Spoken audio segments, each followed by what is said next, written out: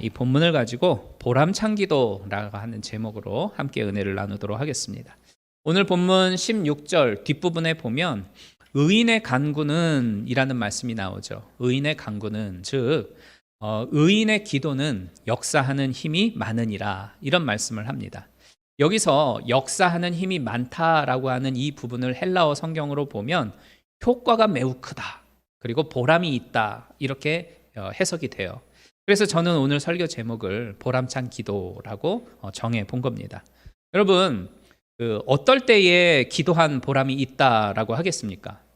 우선 생각하기로는 내가 하나님께로부터 무언가를 얻으려고 기도했는데 기도한 대로 이루어졌다, 그렇게 할 때에 이를 보람찬 기도였다라고 이야기를 할 수가 있겠죠. 특히 내가 아플 때라든가 아니면은 누군가가 아픈 사람이 있었는데 그분을 위해서 기도했는데 기도한 이후로 낫게 되었다라고 한다면 이거야말로 정말로 보람 있는 기도일 겁니다. 오늘 본문도 이와 같은 의미의 말씀을 하고 있는 거예요. 16절을 다시 보면 병 낫기를 위하여 서로 기도하라 라고 말씀을 하고 있고, 16절 바로 위에 있는 15절에도 우리가 읽지는 않았지만 믿음의 기도는 병든 자를 낫게 한다, 이렇게 말씀하고 있는 것을 보게 돼요. 그래서 이렇게 본문을 읽을 때에 나도 이렇게 역사하는 힘이 있는 기도, 능력 있는 기도를 해서 아픈 사람들 낫게 할 수 있으면 얼마나 좋겠는가, 이런 생각을 갖게 되죠. 그리고 아마 여러분들 가운데에도 이미 이렇게 보람 있는 기도, 응답받는 기도의 경험을 가지고 계신 분들도 아마 많이 계실 거예요. 제가 결코 잊을래야 잊을 수 없는 성도 한 분이 계십니다. 이순례 권사님이라고, 제가 33살 당시에 한국에 있던 교회에서 함께 신앙생활을 했던 권사님이에요. 그러니까 젊어서부터 여러 많은 고생들을 해오신 권사님이라서 그런지 이 무릎 관절이 완전히 고질병이셨습니다. 그래서 마음껏 이렇게 다리를 쭉 펴내기가 되게 힘들어했고, 특히 연립주택 4층에서 살고 계셨는데요. 이 계단을 오르고 또 내리고 할 때마다 이 무릎에 너무 고통을 느껴가지고 한참 동안 괴로워하셨던 그런 분이셨어요. 어느 날 금요 예배였는데 예배를 마친 후에 강단에 있는 저에게 다가오시더니 목사님, 제 무릎이 오늘따라 너무너무 아파서 힘들어요. 그래서 제 무릎을 위해서 기도해 주세요 하면서 기도 부탁을 해오셨어요. 그래서 권사님의 무릎 위에 이렇게 손을 얹은 후에 우리가 같이 한참을 기도를 했지요. 그리고 나서 그 다음날 권사님한테 전화가 왔어요. 막 흥분해서 목사님 손을 얹고 기도할 때에 엄청나게 뜨거운 기운이 막 부어지는 느낌이 났거든요. 그리고 예배 끝나고 집에 들어가는데 계단 밟고 4층까지 올라가는데 무릎이 하나도 안 아팠어요. 그런 이야기를 하시는 거예요. 그래서 혹시나 해가지고 그날 의사한테 가서 진단을 받아보셨는데 의사가 이거 신기하다고, 어떻게 이런 일이 다 있냐고 하면서 완치 판정을 내려주셨어요. 그렇게 함께 기도한 이후로부터 그 권사님은 무릎 관절 통증에서 완전히 해방되셨습니다. 제 뻥으로 하는 게 아니고 우리 아내가 있었기 때문에 증인이고, 한국에서 설교를 항상 들으시는 우리 아버지가 또 한 명의 증인이 되죠. 제가 한 번씩 한국 방문할 때면 그 권사님을 만나 뵙고는 했어요. 근데 이제 지금은 다른 먼 지역으로 이사를 가셔서 더 이상 뵐 수가 없게 되어졌는데, 여하튼 만날 때마다 그때 이야기를 해요. 아직도 무릎 끄떡없다고 하면서 함께 기도하고 고침받았던 그때의 이야기를 하면서 기뻐하셨어요. 그러니까 저 역시도 그때의 그 치유 기도는 결코 잊어버릴 수 없는 정말 보람찬 기도로서 제 기억 속에 남겨져 있습니다. 여러분, 이와 같이 병고침을 얻었다라고 하는 어떤 기도에 대해서 우리가 간증을 듣게 된다거나 아니면 오늘 본문과 같은 이러한 말씀을 읽게 되어지면은요, 대부분의 분들은 나는 그렇게 대단한 믿음을 가지고 있는 사람이 아닌데 내가 뭐가 있겠어? 나도 한편 기도는 해봤지만 나는 그렇게 기도 응답이라고 하는 게 별로 없었는데 하면서 보통은 다 그냥 포기해버리고 말아요. 또는 성경에는 이렇게 기록되어져 있지만 그건 아무나 되는 게 아니고 병 고치는 특별한 은사를 가지고 있는 대단한 사람들한테나 해당되는 말씀이겠지라고 생각을 하면서 그런 능력 있는 사람 찾아다니는 쪽으로 이렇게 마음이 기울어지는 경향들이 있습니다. 그렇지만 오늘 본문 말씀을 똑똑히 보세요. 17절과 18절 말씀에서 보면 엘리야는 우리와 성정이 같은 사람이로되 저가 비 오지 않기를 간절히 기도한즉 3년 6개월 동안 땅에 비가 아니오고 다시 기도한즉 하늘이 비를 내고 땅이 열매를 내었다. 이렇게 말씀을 하고 있죠. 엘리야라고 하는 사람이 등장을 해요. 이 엘리야는 열왕기상 18장에 보면 아합이라고 하는 임금이 있었는데, 지금으로부터 3800여 년 전쯤에 아합이라고 하는 임금이 있었는데, 이 아합이라고 하는 사람은 하나님을 두려워하지 아니하고 나라와 백성들을 잘못 다스립니다. 그래서 이스라엘에 몇 해 동안이나 비가 내리지를 않았어요. 한 방울도 비가 떨어지지를 않았습니다. 그때에 엘리야가 간절히 기도를 드렸더니 마른 하늘에서 빗방울 하나가 뚝뚝뚝 떨어지기 시작을 하고 마침내 큰 비가 되어서 쏟아지게 되죠. 본문은 그때의 그 엘리야를 예로 들면서 역사하는 힘이 많은 기도, 능력 있는 기도, 보람찬 기도는 바로 이와 같은 것이다 라고 말씀을 하고 있는 거예요. 생각해 보십시오. 몇 해 동안 물 한 방울 보기 힘들었던 그 나라에 마른 하늘에서 비가 내리도록 하는 기도, 이런 기도야말로 병 고치는 기도보다 더 능력이 있고 엄청나게 대단한 기도의 역사라고 말을 할 수 있지 않겠어요? 그런데 본문의 의도는 이런 거를 드러내려고 하는 게 아닙니다. 이처럼 놀라운 기도를 이루어내었던 엘리야를 가리켜서 17절 첫머리에서 엘리야는 어떤 사람이라고 표현을 합니까? 우리와 성정이 같은 사람이다, 이렇게 말씀을 해요. 우리와 마찬가지로 똑같은 감정을 지닌 사람이다. 현대인의 성경으로 보면 우리와 똑같은 사람이었다, 이렇게 표현을 하고 있어요. 한마디로 우리하고 별로 다를 바 없는 일반인에 불과했던 게 엘리야였다라는 겁니다. 엘리야는요, 하나님의 이름으로 용감하게 큰 소리 칠 때가 있었는가 하면 어쩔 때는 벌벌 떨면서 도망가 숨어버리기도 했던 사람이었어요. 또 한 번은 죽고 싶다는 생각이 들어가지고 하나님, 저 차라리 자살해버리고 말 거예요, 나 죽어버릴래요, 막 이러면서 하나님께 기도하기도 했던 사람이었죠. 먹지 않으면 배고프고 마시지 않으면 목말라 했던 그러한 일반 사람이 엘리야였습니다. 엘리야는 우리와 성정이 같은 사람이로되, 여러분, 이 얼마나 큰 위로가 되는 말씀이에요. 하늘에서 비를 내리게까지 했던 그 능력 있는 기도를 했던 그 엘리야, 이런 대단한 인물도 나와 마찬가지로, 우리와 마찬가지로 약한 사람, 평범한 일반인이었다는 사실입니다. 그리고 이걸 뒤집어 생각해 보면 따라서 오늘 우리들도 엘리야와 같이 능력 있는 기도, 정말로 보람 있는 기도를 할 수 있다라는 겁니다. 다만 문제는 우리가 어떻게 해야 그러한 힘이 있는 능력의 기도, 이런 보람 있는 기도를 드릴 수가 있겠느냐라는 점이죠. 다행히도 이에 대한 해답을 오늘 본문에서 찾아낼 수가 있어요. 바로 16절의 답이 있는데, 그 답을 한마디로 줄이자면 의인의 간절한 기도라고 할 수가 있습니다. 의인의 간절한 기도. 사실 이것이 오늘 본문에 가르치는 중요한 포인트예요. 의인의 간절한 기도. 이것을 생각해 보기에 앞서서 그럼 의인이란 뭘까를 따져보는 것이 필요하겠죠. 의인은 어떤 사람일까요? 평생 동안 죄 한 번 짓지 않는 사람, 잘못한 일이 전혀 없는 사람, 거짓말 해보지 않은 사람, 이런 사람을 가리켜 의인이라고 할까요? 그렇지 않습니다. 성경에서 말하는 의인은 그런 사람이 아니라 사람이기 때문에 우리가 때때로 잘못하는 일도 있고 실수하기도 하고 죄에 대한 어떤 그 결과물을 만들어내기도 하지만, 이 모든 죄값을 하나님의 아들 예수께서 대신 치러주셨음을 믿고 하나님으로부터 의인이라 인정받은 사람, 그래서 이제부터는 하나님의 뜻에 맞게 살려고 몸부림치는 사람, 이런 사람이 성경에서 말씀하는 의인이에요. 그러므로 의인에 드리는 기도라고 하는 것, 그래서 의인의 간절한 기도라고 하는 것에는 네 가지의 의미가 담겨져 있습니다. 첫 번째는 뭐냐면요, 내가 하나님의 사랑과 은혜를 믿기 때문에 내가 가지고 있는 어떤 잘못을 함께하고 있는 사람들에게 고백할 수 있는 사람이 능력 있는 기도를 행할 수 있는 사람이다라는 의미가 됩니다. 오늘 본문 16절에 보면 너희 죄를 서로 고하며 병 낫기를 위하여 서로 기도하라, 이렇게 말씀하고 있음이 바로 이걸 의미해요. 여러분, 기도가 능력 있는 기도가 되려면 같이 예수 믿고 같이 신앙생활하는 사람들 사이에서 서로 꺼리낌이 없어야 됩니다. 예수님은 마태복음 5장 23절과 24절에서 예물을 제단에 드리려다가, 이 말씀은 예배를 말씀하죠. 그러니까 예배를 드리기 위하여 왔다가 라는 말입니다. 너희의 형제에게 원망 들을 만한 일이 있는 줄 생각나거든 예물을 제단 앞에 두고 먼저 가서 형제와 화목하고 그 후에 돌아와서 예물을 드려라. 이렇게 말씀을 해요. 그러니까 서로 마음에 꺼리낌이 있는 바가 있는데 한 자리에 예배당에 나와가지고 기도하고 있으면 그 기도는 결국 막힌다는 거예요. 왜 그렇겠습니까?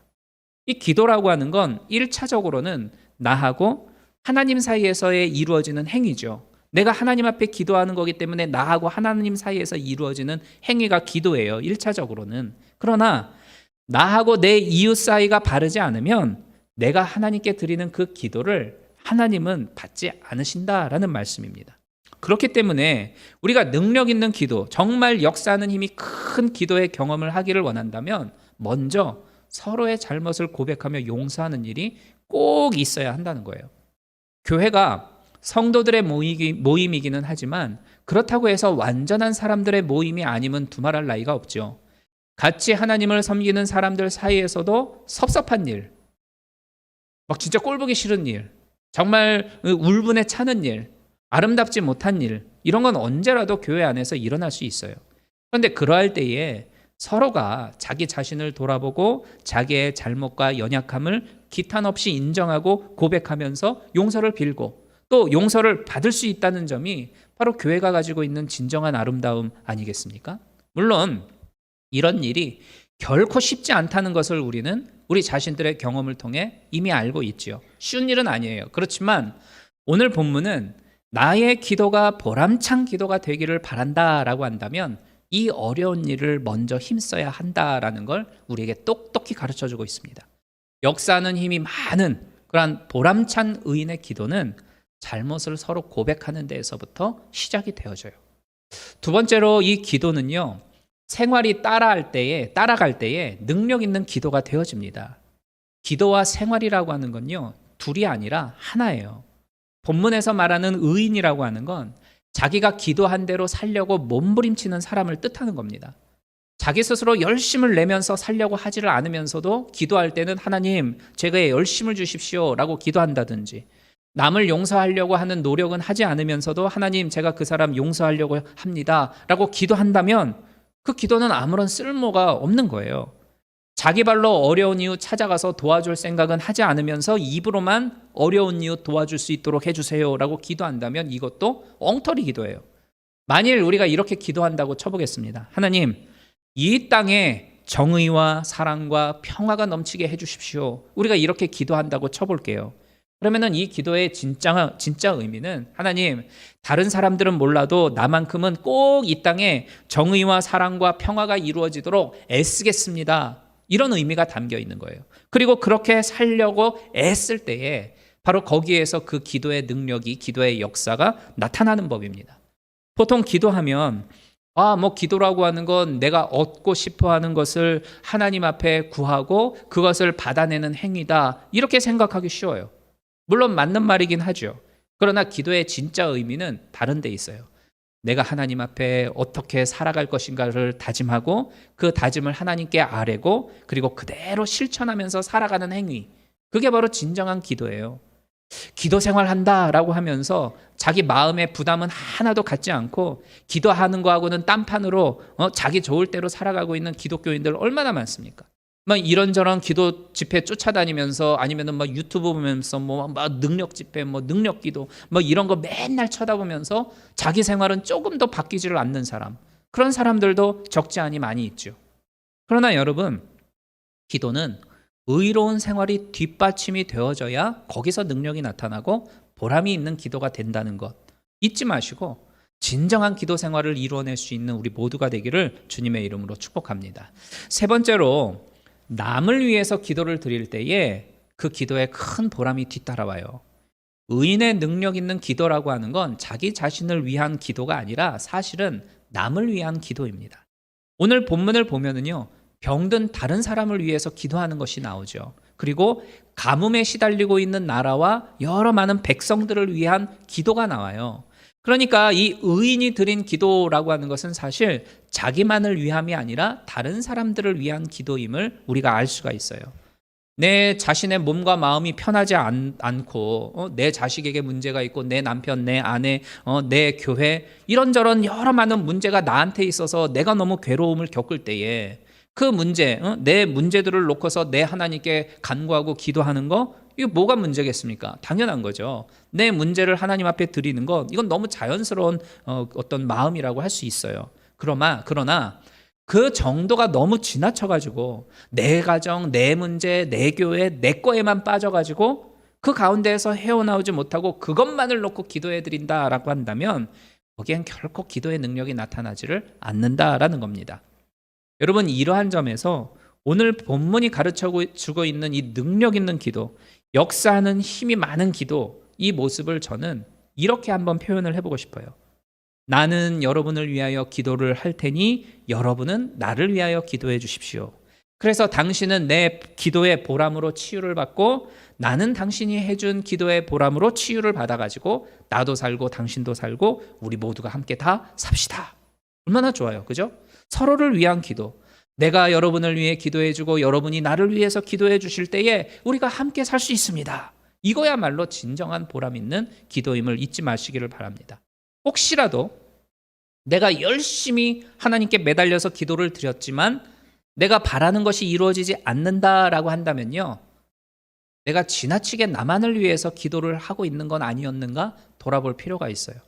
한 걸음 더 나아가서 이제껏 나는 남들을 위해서도 기도했는데 라고 하지만 정말 그 사람의 입장에서 내가 그를 위하여 기도했는지 아니면 그를 위해 기도한답시고 사실은 나도 모르게 내 입장에서만 아니면 내 유익을 위해서만 그 사람을 위해 기도하는 것으로 포장해 놓은 건 아닌지 우리가 돌이켜볼 필요가 있어요. 여러분 제가 볼 때에 여러분은 이미 오랫동안 다른 분들을 위해서도 기도해 주신 그러한 좋은 성도님들이라고 저는 믿어요. 참 감사한 일이죠. 그러나 이 시간 다시 한번 우리가 다짐해 보았으면 좋겠습니다. 우리가 서로를 위해서 더 기도하게 힘씁시다. 목회자와 사모를 위해서 기도하는 성도들이 되고 또 성도들을 위해서 더 기도하는 목사와 사모가 되고 또 처음 등록하신 분들, 오랫동안 잘 안 나오시는 분들 이러한 분들을 생각하면서 우리가 기도하는 일에도 소홀히 하지 않았으면 좋겠습니다. 일주일에 한 번 만나는 그러한 사이에서도 그리고 친하게 지내는 그 사이에서도 한 분 한 분 생각하면서 기도하고 그 가정에 어려운 처해져 있는 상황들을 생각하면서 기도하고 그렇게 누군가를 위해서 기도하기를 힘쓰는 우리가 될 때에 우리 교회 안에서 질병이 떠나가고 가난이 물러가고 또 깨어진 관계의 회복이 일어나는 놀라운 기도의 역사가 나타나게 될 줄로 믿습니다. 마지막 네 번째로 간절한 기도가 능력 있는 기도, 보람 있는 기도를 창조시켜요. 17절을 보면 이 엘리야가 간절히 기도드렸다라고 하는데 열왕기상 18장 42절에 보면 엘리야가 산꼭대기로 올라가서 땅에 꿇어 엎드려서 그 얼굴을 자기의 무릎 사이에 넣었다라고 하는 표현이 나와요. 그러니까 이 같은 자세는 엘리야의 마음이 정말로 간절했다라는 것을 표현해줘요. 이 점에서 우리가 하고 있는 이 기도에 대한 부분을 돌이켜볼 점이 있습니다. 우리는 얼마나 과연 간절한 기도를 드리고 있을까요? 어떨 때는 기도해야 하기 때문에 그냥 건성으로, 습관적으로 아니면 남 보기에 좋고 남 듣기에 괜찮은 그러한 기도를 하려고 애쓰고 있지는 않는지 그 습관화되어져 있지는 않는지 생각해 봤으면 좋겠어요. 사실 이 간절한 기도를 드리기란 예수 믿고 신앙생활 오래된 사람일수록 간절히 기도하는 게 더 힘들지 몰라요. 교회 생활을 어느 정도 하다 보면 기도가 익숙해지죠. 그래서 머리로는 다른 생각을 하면서 입으로는 얼마든지 멋진 기도 술술술 다 할 수 있어요. 저만 해도 그래요. 20년을 넘게 목회자 생활을 하면서 항상 기도하고 여기저기 대표기도 숱하게 하다 보니까 이 입으로는요 막 미사여고 줄줄줄줄 술술술술 다 기도하면서 머릿속으로는 생각 속으로는 지금 누가 안 나왔지? 왜 안 나왔지? 왜 지금 늦게 오지? 저래도 되나? 생각하면서 그냥 막 멋있게 기도할 수 있어요. 그런 경지까지 도달하게 되더라고요. 익숙해지니까. 이 좋은 게 아니에요 사실은. 이 기도를 길고 오래 그것도 막힘없이 줄줄줄줄 하는 것보다도 훨씬 어려운 게 간절히 기도하는 겁니다. 간절히 기도한다라고 하는 건 온 마음으로 기도드린다는 거예요. 우리가 아까 찬양하였던 것처럼 우리의 생각과 마음과 우리의 시선 모든 것들을 다 하나로 모아서 하나님께로 고정시키는 것, 이 간절한 기도예요. 그래야 그 기도의 능력이 나타나고 그 기도에 보람 있는 역사가 발생하는 겁니다. 여러분, 보람 있는 기도, 정말 역사하는 힘이 많은 기도는 아픈 사람을 낫게 하고 하늘에서 비가 내리게 하죠. 이보다 더한 놀라운 능력을 우리는 만들어낼 수 있어요. 겨자씨만한 작은 믿음 하나를 가지고도 산을 향하여 명하면 그 산이 바다로도 옮겨진다고 주님이 말씀하셨지 않습니까? 그런데 이런 기도는 어떤 특별한 사람만, 뭐 엘리야와 같은 능력자만 해낼 수 있다거나 목사 안수 받은 사람만 할 수 있는 그런 게 아니라 예수의 이름으로 기도할 수 있는 우리 모두가 다 얼마든지 해낼 수 있는 능력이라는 겁니다. 문제는 첫 번째로 우리가 서로에게 자기의 잘못을 용서하고 용서 구함을 받고 또 용서받을 수 있는 그러한 관계들인가? 두 번째로 우리가 기도드리는 만큼 일상생활에 있어서도 의롭게 올바르게 살려고 애를 쓰는가? 그리고 세 번째로는 나만을 위한 것이 아니라 다른 사람을 위해, 타인을 위해서 기도하는 기도자인가? 그리고 마지막 네 번째로 간절함으로 하나님 앞에 무릎 꿇고 있는가? 거기에 달려 있습니다. 이제껏 우리가 기도에 힘써 왔지만 앞으로 더 오늘 본문의 이 가르침대로 기도해서 정말로 보람 있는 기도를 만들어내고 그리고 능력 있는 그러한 창조의 기도를 체험할 수 있는 우리 모든 성도님들이 다 되시기를 주님의 이름으로 축복합니다.